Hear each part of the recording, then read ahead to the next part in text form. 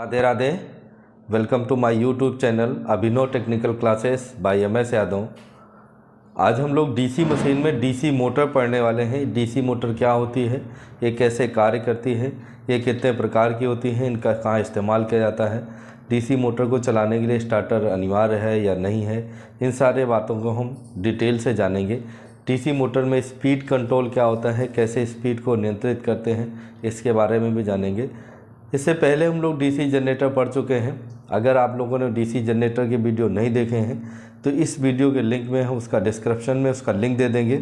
इसी वीडियो के डिस्क्रिप्शन में उसका लिंक मिल जाएगा डीसी जनरेटर का, वहाँ से उसे देख सकते हैं। अगर आप यूट्यूब में जाके Abhinav technical classes by MS Yadav search करेंगे, वहाँ से भी आप डीसी जनरेटर को देख सकते हैं, पढ़ सकते हैं। बीच में काफ़ी लंबा समय हो गया, कुछ ऐसे कारण रहे जिनकी वजह से वीडियो अपलोड नहीं हो पाए हैं, वीडियो नहीं बन पा रहे थे। तो अब रेगुलर कंटिन्यू वीडियो बनेंगे और वीडियो अपलोड किए जाएंगे। तो शुरू करते हैं। आज हम लोग डीसी मोटर, डीसी मशीन। तो एक सबसे पहली बात आती है मोटर। और तो मोटर जो केवल मोटर होती है उसकी सिंपल परिभाषा होती है कि एक ऐसी मशीन या कोई ऐसी युक्ति जो इलेक्ट्रिकल एनर्जी को मैकेनिकल एनर्जी में कन्वर्ट कर दे, वो मोटर कहलाती है। अब मोटर दो प्रकार की हो जाती है, एक डीसी मोटर और एक एसी मोटर।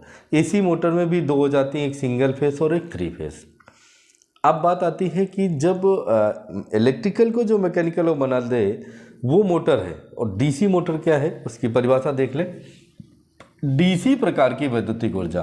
अब डीसी मोटर में भी वैद्युतिक ऊर्जा मैकेनिकल एनर्जी में ही बदलेगी। देखेंगे यांत्रिक ऊर्जा परिवर्तित करने वाली मशीन डीसी मोटर कहलाती है। किस में? वैद्युतिक ऊर्जा को यांत्रिक ऊर्जा में। तो बदल तो अभी भी इलेक्ट्रिकल मैकेनिकल में ही रही है, लेकिन यहाँ पर जो इलेक्ट्रिकल एनर्जी है वो किस टाइप की है? डीसी टाइप की। ये ध्यान देने वाली बात है। अगर हम एसी मोटर की बात करेंगे तो एसी प्रकार की वैद्युतिक ऊर्जा को यांत्रिक ऊर्जा में बदलेंगे। एसी प्रकार की वैद्युतिक ऊर्जा को यांत्रिक ऊर्जा में बदलने वाली जो मशीन होगी वो हमारी एसी मोटर हो जाएगी। और एसी मोटर में सिंगल और 3 फेज। तो हम 3 फेज और सिंगल फेज के लिए भी इस तरह से बात कर सकते हैं कि 3 फेज एसी प्रकार की वैद्युतिक ऊर्जा को परिवर्तित करने वाली, यांत्रिक ऊर्जा को परिवर्तित करने वाली मशीन 3 फेज एसी मोटर कहलाती है। सिंगल फेज वैद्युतिक ऊर्जा को यांत्रिक ऊर्जा में कन्वर्ट करने वाली या परिवर्तित करने वाली machine single phase AC motor. उसी तरह से परिभाषा है डीसी मोटर की। डीसी प्रकार की वैद्युतिक ऊर्जा को यांत्रिक ऊर्जा में परिवर्तित करने वाली मशीन डीसी मोटर कहलाती है। अब अगर बात करें कि डीसी मोटर में क्या क्या पार्ट होते हैं, तो जो डीसी जनरेटर के पार्ट थे वही सारे के सारे पार्ट डीसी मोटर के। अब जैसे कहा जाए कि हमारे पास ये कोई एक मशीन है, ये कोई मशीन है, इसमें सप्लाई है,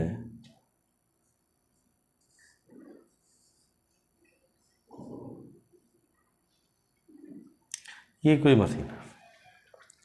अब ये कहा जाए कि डीसी जनरेटर है, मतलब किसी ने कह दिया कि ये जो मशीन है डीसी शंट जनरेटर है।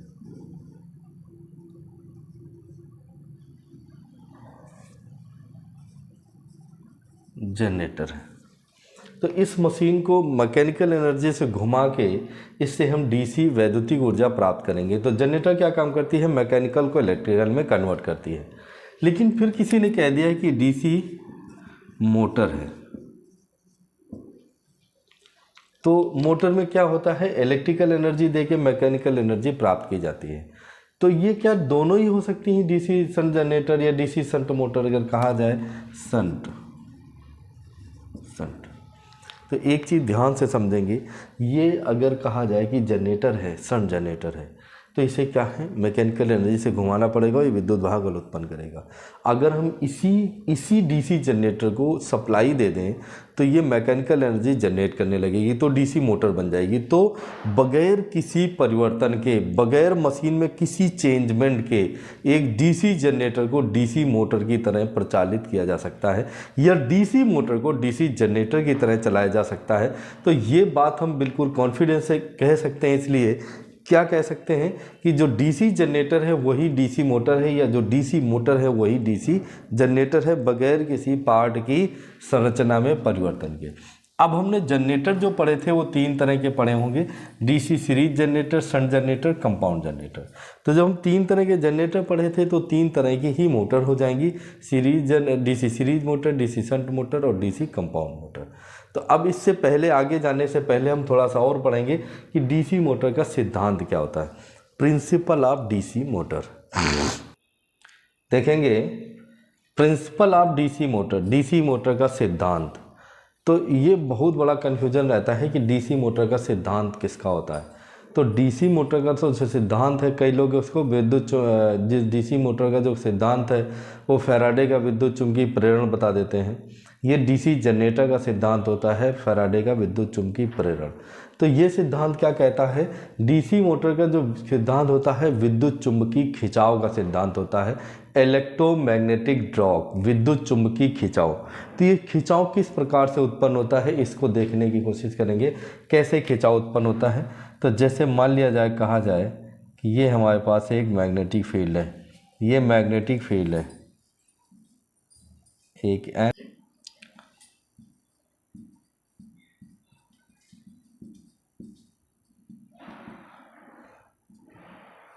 ये घूमने वाला भाग है। देखेंगे इसमें ये मैग्नेटिक फील्ड है एन और एस, और जनरेटर में क्या करते थे, इस आर्मेचर यानी इस बीच वाले चालक को मैकेनिकल एनर्जी से रोटेट कराते थे।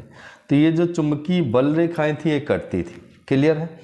अब यहाँ पर मोटर में क्या है, कहता है, ये देखेंगे कि जो सिद्धांत होता है विद्युत चुंबकीय खिंचाव का, तो खिंचाव यानी तनाव का जो होता है वो क्या सिद्धांत होता है, एक ये मैग्नेटिक फील्ड है।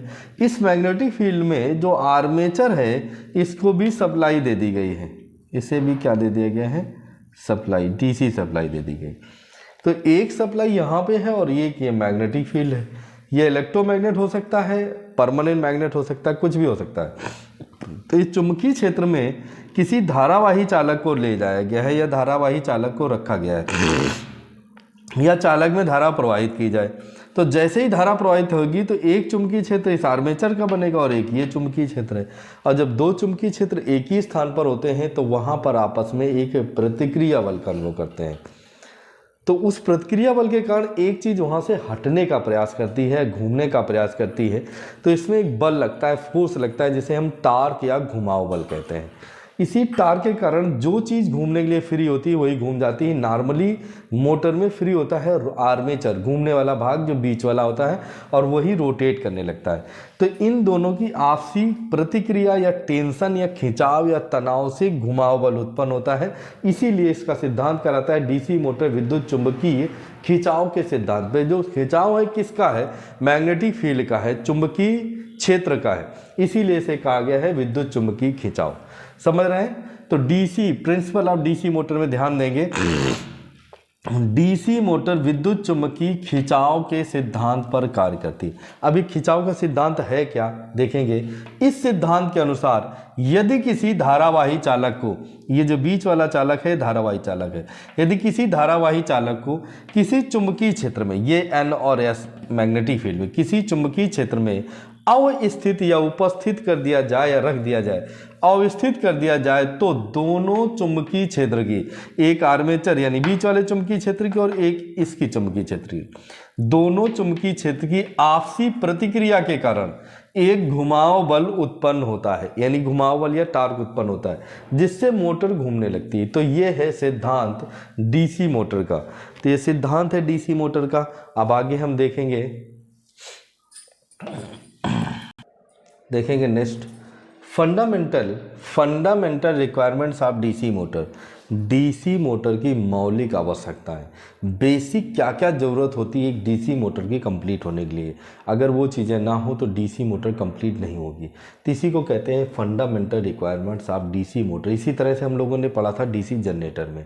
तो डीसी मोटर में क्या क्या ज़रूरत होती है, एक मैग्नेटिक फील्ड चाहिए, एक आर्मेचर चाहिए, एक मैग्नेटिक फील्ड चाहिए, जैसे कि अभी हम बता दें यहाँ पे एक ये मैग्नेटिक फील्ड हो गई, एक एन पोल और एस पोल, ये मैग्नेटिक फील्ड हो गई। तो एक तो हमें ये मैग्नेटिक फील्ड चाहिए, क्लियर है, मैग्नेटिक फील्ड चाहिए। और ये दूसरा पॉइंट आर्मेचर चाहिए, जो घूमने वाला भाग है ये आर्मेचर है, ठीक है। आर्मेचर को हमें सप्लाई देनी है, कौन सी सप्लाई देनी है, इलेक्ट्रिकल एनर्जी। क्या देना है, इलेक्ट्रिकल एनर्जी। तो एक तो मैग्नेटिक फील्ड चाहिए, पहला पॉइंट, दूसरा ये आर्मेचर चाहिए, और तीसरा ये चाहिए मैकेनिकल इलेक्ट्रिकल एनर्जी जो इसे दी जाएगी। और ये किसके माध्यम से दी जाएगी, तो यहाँ पर आर्मेचर होता है जिसमें कम्यूटेटर होता है और कार्बन ब्रश लगे होते हैं।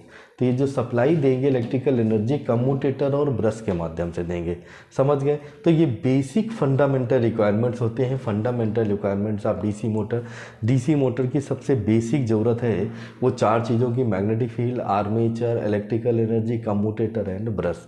जबकि अगर जनरेटर की बात करें तो जनरेटर में भी मैग्नेटिक फील्ड था, आर्मेचर था, कम्यूटेटर एंड ब्रश थे, लेकिन इलेक्ट्रिकल एनर्जी की जगह वहाँ पर ये सप्लाई नहीं दी गई थी, इसको घुमाया गया था। तो क्या थी, मैकेनिकल एनर्जी, समझ रहे हैं। तो जनरेटर में ये पार्ट मैकेनिकल एनर्जी हो जाता है, बाकी सब वही रहते हैं, यहाँ पर मैकेनिकल की जगह इलेक्ट्रिकल एनर्जी हो जाता है। तो ये थी बेसिक रिक्वायरमेंट्स ऑफ डीसी, यानी फंडामेंटल रिक्वायरमेंट्स कहते हैं इसे, मौलिक आवश्यकताएँ कहते हैं डीसी मोटर को कंप्लीट होने के लिए ज़रूरी चीज़ें। देखेंगे हम लोग फ्लेमिंग लेफ्ट हैंड रूल। तो फ्लेमिंग ने दो रूल दिए हैं, एक राइट हैंड रूल और एक लेफ्ट हैंड रूल।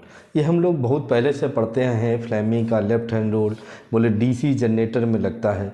तो डीसी जनरेटर में क्या ज्ञात करने के लिए लगता है, तो इससे पहले हम लोग डीसी जनरेटर में इसको हम डिस्क्राइब कर चुके हैं, इसको समझा चुके हैं कि क्या होता है। एक बार फिर समझ लें, डीसी जनरेटर में दो चीज़ें होती हैं। एक ये चालक में लगने वाला बल होता है जिसे हम मोशन कहते हैं, गति। तो चालक को इस तरह से घुमा रहे हैं तो ये अंगूठा घूमने की गति को, और ये चुंबकीय क्षेत्र या मैग्नेटिक फील्ड की दिशा को बताता है। ये उंगली, इसको बोलते हैं फोर फिंगर। ये मिडिल फिंगर जो होती है प्रेरित विद्युत वाहक बल की दिशा बताती है या प्रेरित धारा की दिशा बताती है। अब इसमें दो चीज़ें तुम डिसाइड करते हो, तीसरी अपने आप डिसाइड होती है जनरेटर में। तो जनरेटर में पॉजिटिव किधर से आएगा, नेगेटिव किधर से आएगा, इसके ज्ञात करने के लिए इस नियम का प्रयोग किया जाता है। मान लिया जाए जनरेटर को इस तरह से घुमा रहे हैं, अंगूठा घूमने की दिशा में ये चुंबकीय क्षेत्र की दिशा, तो ये प्रेरित विद्युत वाहक की दिशा होगी, यानी इस तरफ पॉजिटिव आएगा। अगर हम इसको घुमाना पलट दें तो देखेंगे इसको इस तरह से घुमाने लगे और चुंबकीय क्षेत्र की दिशा वही रहे, तो प्रेरित विद्युत वाहक की दिशा अपोजिट, जहाँ से पहले पॉजिटिव आ रहा था वहाँ से निगेटिव आएगा, जहाँ से निगेटिव आ रहा था वहाँ से पॉजिटिव आएगा। इस चीज़ को मोटर में देखेंगे तो मोटर में ये जो फोर फिंगर है ये मैग्नेटिक फ्लक्स यानी फील्ड, वहाँ पर भी यही थी फील्ड चुंबकीय क्षेत्र की। अगर चुंबकीय क्षेत्र की दिशा ये है और इस चुंबकीय क्षेत्र में किसी चालक को इस तरह से घुमाएं, जैसे हम कह दें कि ये मैग्नेटिक फील्ड है,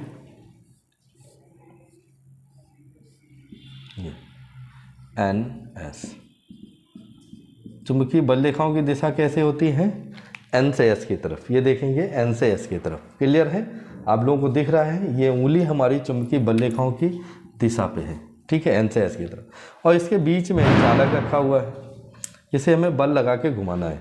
तो बल की दिशा क्या है, ये, इसको इस तरह से घुमाएंगे, ऐसे इसको इस तरह से अगर हम कहें कि घुमाएंगे, ये जनरेटर के लिए था, अगर इसको इस तरह से घुमाएंगे, ये चुंबकीय क्षेत्र की दिशा है, तो इसमें जो पॉजिटिव उत्पन्न होगा इस तरफ से उत्पन्न होगा, ये। अब अगर ये बात करें कि इसमें से इसको आर्मेचर को सप्लाई दी गई है, जैसे कहा जाए यहाँ से ये एक तरफ पॉजिटिव एक तरफ निगेटिव। ये जब जनरेटर था तो ध्यान देंगे ये था, ये जनरेटर में चुंबकीय क्षेत्र की दिशा ऐसे घुमा रहे थे आर्मेचर को, तो ये चुंबकीय बल है, ये इस तरफ पॉजिटिव आ रहा था, इधर निगेटिव आ रहा था। अगर इसकी घुमाव की दिशा को पलट दिया जाए, इसको इस तरह घुमाने लगे तो इधर पॉजिटिव आएगा, इधर निगेटिव आएगा, ये दिशा बदल जाएगी, ये दिशा आपकी बदल जाएगी, ठीक है। अब अगर हम मोटर की बात करते हैं तो मोटर में लगता है लेफ्ट हैंड रूल, बाएं हाथ का नियम। तो क्या ज्ञात करने के लिए, धारा की दिशा ये हो गई, इधर से पॉजिटिव इधर से निगेटिव, और ये चुंबकीय क्षेत्र की दिशा है। तो मोटर कैसे घूमने लगेगी, ये अंगूठा क्या बताएगा, मोशन को। ये क्या बता रही थी, मिडिल फिंगर क्या बता रही थी, ईएमएफ या करंट की दिशा, ईएमएफ या करंट की दिशा। फोर फिंगर क्या बता रही थी, फ्लक्स या फील्ड की दिशा, ठीक है। तो इस तरह से घूमेगा। अब सपोज दैट अगर हम कहें कि इसको इस तरह से बदल दिया जाए, इस तरह से बदल दिया जाए, तो बदला क्या गया है, ये, क्लियर है। चुंबकीय क्षेत्र की दिशा वही है, धारा की दिशा पहले इधर थी अब इधर हो गई। अब ये जो घुमाव दिशा है वो इस तरह से हो जाएगी। तो ये बताता है कि मोटर किस दिशा में घूमेगी। इसके लिए फ्लेमिंग ने बाएं हाथ का नियम दिया है। जनरेटर में प्रेरित विद्युत वाहक बल की दिशा से आएगा, उसके लिए दाएं हाथ का नियम दिया है। ठीक है, तो इसमें एक बार ध्यान देंगे, 4 फिंगर यानी ये जो तर्जनी उंगली होती है ये फ्लक्स या फील्ड की दिशा को बताती है। जो मिडिल फिंगर होती है ये होती है, मिडिल फिंगर ईएमएफ या करंट की दिशा को बताती है। और जो थंब है, अंगूठा है, ये चालक की मोशन या गति की दिशा को बताता है कि चालक किस दिशा में गति करेगा। आर्मेचर किस दिशा में घूमेगा, क्लॉकवाइज घूमेगा, एंटी क्लॉकवाइज घूमेगा। इसके लिए ये फ्लेमिंग के लेफ्ट हैंड रूल का प्रयोग किया जाता है। तो फ्लेमिंग के लेफ्ट हैंड रूल का इस्तेमाल कहाँ किया जाता है? डीसी मोटर में। क्या ज्ञात करने के लिए किया जाता है? मोटर के घूमने की दिशा ज्ञात करने के लिए किया जाता है। अब दिशा कैसे बदल सकती है एक बार फिर से देखेंगे। अभी हमने कहा कि इस पॉजिटिव निगेटिव को बदल दिया जाए तो मोटर में घूमने की दिशा बदल जाएगी, यानी हम आर्मेचर में धारा की दिशा को बदल दें तो घूमने की दिशा बदल जाएगी। आर्मेचर में धारा की दिशा वही रखें, चुंबकीय क्षेत्र की दिशा बदल दें, जहाँ एन था वहाँ यस कर दें और जहाँ यस था वहाँ एन कर दें, तो भी घूमने की दिशा बदल जाएगी। तो इन दो में से किसी एक को बदल दें, आर्मेचर की या फील्ड की किसी एक की दिशा बदल दें तो घूमने की दिशा बदल जाती है। और अगर दोनों की बदल दी जाए तो घूमने की दिशा में कोई चेंज नहीं आता है। तो अब वो क्वेश्चन पूछ लिया जाता है कई बार कि मोटर की घूमने की दिशा बदलने के लिए ज़्यादातर किसका इस्तेमाल किया जाता है? तो आर्मेचर का, यानी इसकी ये धारा की दिशा बदल के चुंबकीय क्षेत्र को नहीं बदला जाता ज़्यादातर कंडीशन में से, लेकिन इन दोनों में से किसी एक को बदल के भी घूमने की दिशा बदली जाती है। यही रूल दिया है फ्लेमिंग ने। तो उम्मीद करते हैं कि ये वीडियो आप लोगों को अच्छा लगा होगा। अगर ये वीडियो आप लोगों को अच्छा लगा है तो प्लीज़ लाइक करें और कमेंट करके हमें ज़रूर बताएं और अपने दोस्तों को शेयर करें। बीच में वीडियो नहीं अपलोड हुए थे, कुछ कारण था। अब ये रेगुलर कंटिन्यू वीडियो आप लोगों को मिलेंगे और एक तरफ से मिलेंगे, एक टॉपिक को कवर किया जाएगा और ऑब्जेक्टिव क्वेश्चन को भी कराया जाएगा। Thank you.